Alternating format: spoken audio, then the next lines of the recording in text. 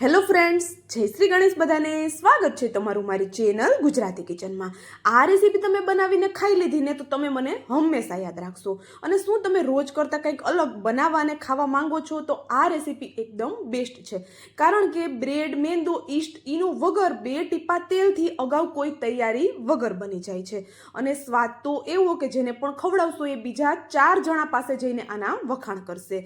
મારી તો most favourite છે જ, અને મને વિશ્વાસ છે કે આજથી તમારી પણ આ રેસીપી ફેવરિટ બની જવાની છે. તો ચાલો બનાવવાનું શરૂ કરીએ. તો એના માટે સૌપ્રથમ આપણે અહીંયા 2 કાચા બટેટા લીધા હતા. એમાંથી એક બટેટાના આ રીતે મોટા ટુકડા કરશું અને એક બટેટાના નાના ટુકડા કરી અને સાઈડમાં રાખી દઈશું. હવે જે મોટા ટુકડા બટેટાના કર્યા હતા એને મિક્સર જારમાં લઈ એમાં 1/4 કપ જેટલું દહીં એડ કરીએ. દહીં છે એ વધારે ખાટું આપણે નથી લેવાનું. હવે એની સાથે જ આપણે અહીંયા 1 કપ જેટલો રવો એડ કરવાનો છે. 1 કપ રવો લેતા હોય તો એની સામે એક મીડિયમ સાઇઝનું એક બટેટું આપણે લેવાનું છે અને 1/4 કપ દહીં લેવાનું છે. હવે જેટલી જરૂર પડે એટલું પાણી એડ કરી આવું થોડું થીક એવું આપણે આને પીસી લેવાનું છે. તો આપણું બેટર છે એ પીસાઈ ગયું છે તો આપણે એને એક મિક્સિંગ બાઉલમાં લઈ લેવાનું છે. અને રવો છે જાડો પાતળો કોઈ પણ તમે લઈ શકો છો, કારણ કે રવાને આપણે પીસવાનો છે. હવે અહીંયા જો બટેટાના આવા થોડા ટુકડા રહી જશે તો કોઈ પ્રોબ્લેમ નથી આવવાનો. તો તમે બેટર જોઈ શકતા હશો અત્યારે થોડું એ મીડિયમ થીક છે. તો આપણે એને થોડી વાર માટે સાઈડમાં રાખી દઈએ, કારણ કે આપણે એમાં રવો એડ કરેલો છે. તો બેટર રેસ્ટ કરે છે ત્યાં સુધીમાં આપણે અહીંયા એક કડાઈ લઈ લીધી અને કડાઈમાં 1 મોટી ચમચી જેટલું તેલ એડ કરીએ. તેલ સરસ એવું ગરમ થાય એટલે રાઈ જીરું કોઈ વસ્તુ એડ કર્યા વગર જ આપણે જે એકદમ બારીક ટુકડા કર્યા હતા બટેટાના એને એડ કરી દેવાના છે. અને બટેટાના ટુકડા તમે જોઈ શકતા હશો એકદમ બારીક એવા આપણે એને કરેલા છે. હવે બટેટાને તેલ સાથે એકદમ સરસ એવા સંતળાવા દેવાના છે અને થોડા સોફ્ટ ન થઈ જાય ત્યાં સુધી આપણે એને થવા દઈશું. બટેટાના એકદમ નાના ટુકડા કર્યા છે એટલે એકદમ જલ્દીથી એ તેલ સાથે સંતળાઈ અને સોફ્ટ થઈ જશે. તો જો આવી રીતે થોડું ચેક કરીને જોઈ લેવાનું છે બટેટું સરસ એવું સોફ્ટ થઈ ગયું તો હવે આપણે આગળની પ્રોસેસ કરી શકીએ છીએ. તો અહીંયા બટેટા સાથે આપણે થોડા મકઈના દાણા એડ કરેલા છે. જો ફ્રેશ તમારી પાસે મકઈ હોય તો થોડી એને બોઇલ કરી લેવાની છે, બાકી ફ્રોઝન હોય તો મારી જેમ સીધી પણ તમે એને એડ કરી શકો છો. હવે સાથે આપણે અહીંયા બારીક કટ કરેલું લસણ એડ કરેલું છે. જો આદુ લસણની પેસ્ટ તમારે એડ કરવી હોય તો પણ એડ કરી શકો છો, પણ બારીક કટ કરેલા લસણ અને આદુનો ટેસ્ટ આમાં ખૂબ જ સરસ આવે છે. ગેસની ફ્લેમ હાઈ રાખવાની છે અને આપણે એમાં મોટી સાઇઝની ડુંગળીને એકદમ બારીક કટ કરીને એડ કરી દીધી. એ જ રીતે ગાજરને પણ એકદમ બારીક કટ કરીને એડ કરવાનું છે. થોડું કેપ્સિકમ અને થોડા ટમેટાના ટુકડા એડ કરેલા છે. તમારા ઘરમાં જે પણ શાકભાજી છે એનો ઉપયોગ તમે કરી શકો છો. મકઈ નથી તમારી પાસે તો તમે એને આરામથી સ્કીપ કરી શકો છો. હવે અત્યારે તમારે જો અહીંયા પનીર કે ચીઝ એડ કરવું હોય તો પણ તમે એડ કરી શકો છો. અને જો તમારે મેં જે શાકભાજી લીધા એના સિવાય તમે કાકડી એડ કરી શકો છો. બારીક કટ કરેલા દૂધીના ટુકડા પણ એડ કરી શકાય છે.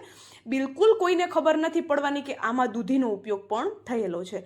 હવે આપણે આમાં સ્વાદ પ્રમાણે મીઠું, 1 ચમચી જેટલો આપણે મિક્સ હબ એડ કરેલા છે, 1 ચમચી જેટલો ટોમેટો કેચઅપ અને 1/2 ચમચી જેટલો રેડ ચીલી સોસ એડ કરેલો છે. સાથે 1/2 ચમચી જેટલો ડાર્ક સોયા સોસ અને 1 નાની ચમચી જેટલો આપણે અહીંયા વિનેગર એડ કરેલો છે. વિનેગરની જગ્યાએ તમે આમચૂર પાવડર લઈ શકો છો અથવા તો લીંબુનો રસ પણ એડ કરી શકો છો.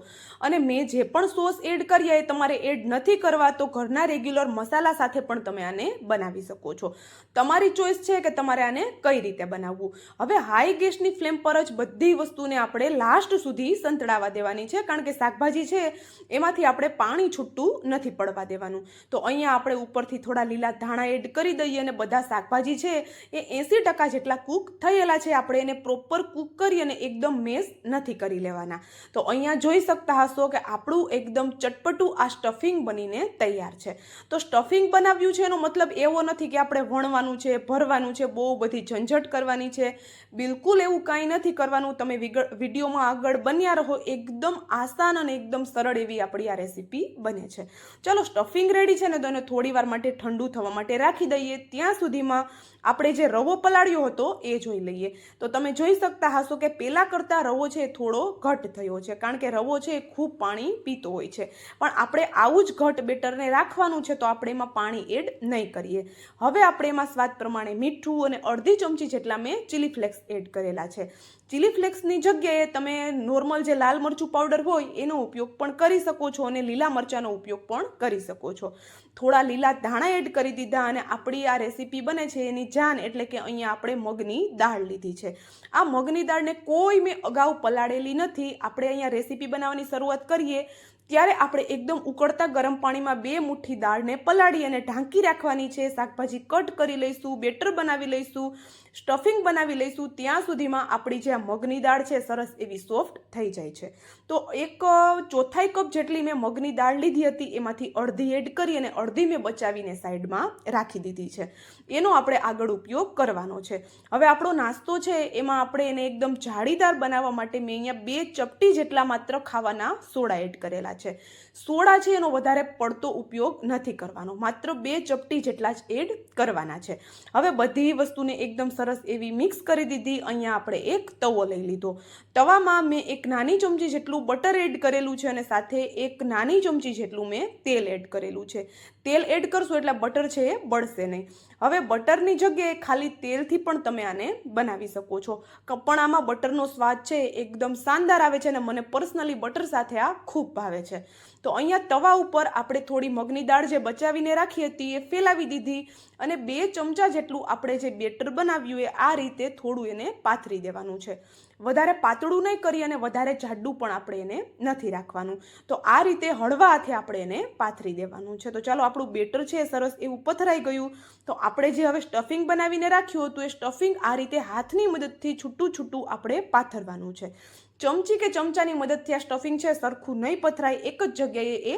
તો એટલા માટે આપણે હાથની મદદથી આ રીતે સરસ એવું આખા જે આપણે નીચેનું જે પાથર્યું આપણે લેયર એની ઉપર સરસ એવું પાથરી દીધું. હવે ઉપરથી આપણે એને કવર કરવાનું છે. જેમ બને એમ ઓછું બેટર રેડી આપણે એને કવર કરી દઈશું અને નીચેનું જે આપણે લેયર બનાવ્યું એને પણ આપણે વધારે પાતળું નથી રાખવાનું. હવે શેપ છે એને સરખો કરવા માટે આ રીતે સ્પેચ્યુલાની મદદથી હું એને સરસ એવું આ રીતે સેટ કરું છું. એકદમ આરામથી સરસ એવો શેપ આવી જાય છે. અને જો તમારી ઘરે કોઈ નાનું તડકા પેન હોય તો તમે એમાં પણ આને બનાવી શકો છો કે પછી કડાઈમાં પણ આ બની જાય છે સરસ એવું. હવે ઉપરથી ફરી પાછી મગની દાળ છે એ સ્પ્રિંકલ કરી દઈએ. ઉપરથી કવર કરી ગેસની ફ્લેમ એકદમ સ્લો રાખી 4 થી 5 મિનિટ માટે આપણે એને આરામથી થવા દઈએ. તો જોઈ શકો છો અહીંયા 4 થી 5 મિનિટ પછી ખોલીને જોઈએ છે તો એની સાઇઝ કરતાં એ ડબલ થઈ ગયું છે, સરસ એવું ફૂલી ગયું છે. તો ઉપરથી પણ સરસ એવું ડ્રાય થઈ ગયું છે. તો આપણે ઉપરથી થોડું ઓઇલ લગાવી એની સાઈડ ચેન્જ કરીએ. તો તમે નાસ્તાનો કલર જોઈ શકો છો, એટલો શાનદાર આવ્યો છે. ઉપરથી એટલું ક્રિસ્પી બને છે આ કે તમને થશે કે આ તળીને બનાવેલું છે, પણ આપણે બિલકુલ વધારે તેલનો ઉપયોગ કર્યા વગર જ આ રેસીપી બનાવેલી છે. બીજી સાઈડથી પણ એટલું જ ક્રિસ્પી થાય ત્યાં સુધી શેકાવા દઈશું. તો આપણો અહીંયા એકદમ ચટપટો અને સ્પાઇસી એવો આપણો નાસ્તો તૈયાર છે. અને આપણે જે ઉપરથી મગની દાળ એડ કરી એની જે ક્રિસ્પીનેસ આવશે એ ખાવામાં ખૂબ જ સ્વાદિષ્ટ લાગે છે. તો આ રીતે જો તમે ક્યારેય નાસ્તો ન બનાવ્યો હોય તો ચોક્કસથી બનાવજો. અને અત્યાર સુધીનો વિડીયો તમે જોઈ લીધો હોય એમાં તમને થોડું પણ જો કંઈક પસંદ આવ્યું હોય તો વિડીયોને લાઇક, શેર અને ચેનલ પર નવા હોય તો જલ્દીથી ચેનલને સબસ્ક્રાઈબ કરી દેજો. તો હવે મળશું આવા જ એક